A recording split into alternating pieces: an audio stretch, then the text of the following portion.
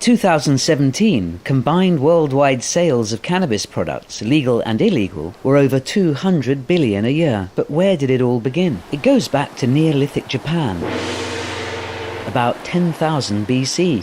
Someone used it to start a fire, then realized it smelled kind of cool, and it chilled everyone out. Cool. For Japan, it was spiritual. In China, it was useful. Medicine, rope, soup, clothes from hemp, and weapons. Hemp bowstrings were more powerful. Perhaps it was the first time cannabis killed anyone. 2727 BC, Emperor Shennong, father of Chinese medicine, wrote the first fan letter to cannabis. He called it Ma. He died experimenting on himself. 1,000 years later, Indians called it Bang. They smoked it. Egyptians drank it in tea. But inhaling was the preferred means of consumption worldwide. In 480 BC, Herodotus saw the Scythian tribe, said to be the most uncouth and savage in the Middle East, inhaling the vapors of hemp, both as a ritual and for their own pleasurable recreation. The first smoking pipes in Ethiopia around 1320 contained traces of cannabis. In 1545, the Spaniards put the ma into manana and started growing huge tracts in Chile. It traveled north to Richmond, Virginia, growing on the shores of the Potomac, spreading to what is now Washington, D.C. 1619, law was every plantation in Virginia had to grow cannabis, known as Indian hemp, mainly for rope, but they smoked it as well. Pipe of peace. Perceptions of cannabis began to change. It was becoming a threat to the power elite.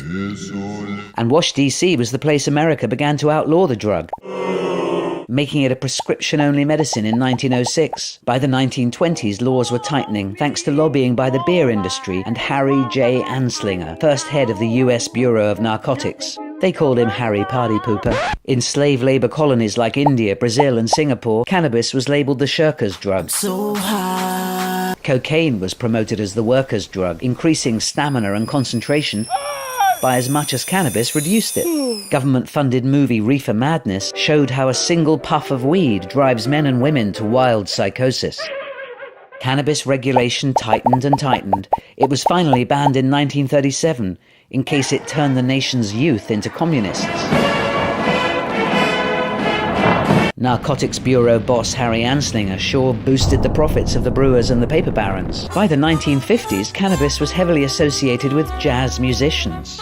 Then white people started visiting jazz clubs and the genie was out of the bottle. Perhaps that was the moment cannabis became a drug for rebels. It spread through the middle classes via the beatnik culture. That's groovy. World governments reacted in 1961 with a treaty to ban production and supply, except for medicinal and research purposes. Conscripts returning from the Vietnam War as shell-shocked young men retreated to the hillsides of Northern California, where they could smoke pot in peace and also grow it in peace. Some of them went psychotic.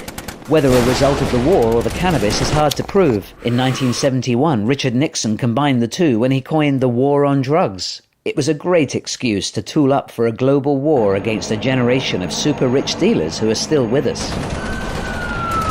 While the US was destroying cannabis crops, a new era was dawning. In 1976, the Dutch government decriminalized, which was great for dealers. Yay! Cannabis was legal to possess, but illegal to sell. Perfect.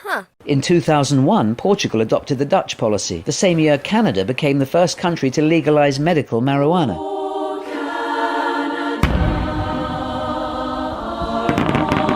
A dozen US states followed, including California, and by 2015, Wash, D.C. made it legal to use, but not to sell. That was good news for the guys with Uzis.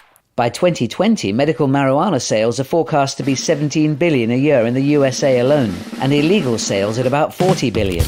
It's legal by then, which is also possible. 2015, Uruguay became the first country to legalize recreational marijuana. June 2018, cannabis-infused beverages are overtaking wine sales in Oregon.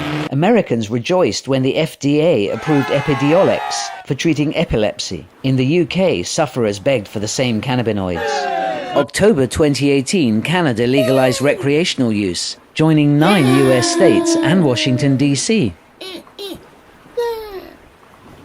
Looks like prohibition will turn out to be a temporary phenomenon. Researchers say there are many more medical benefits to uncover. It will be a $1 trillion industry once it's legal everywhere to inhale the vapors.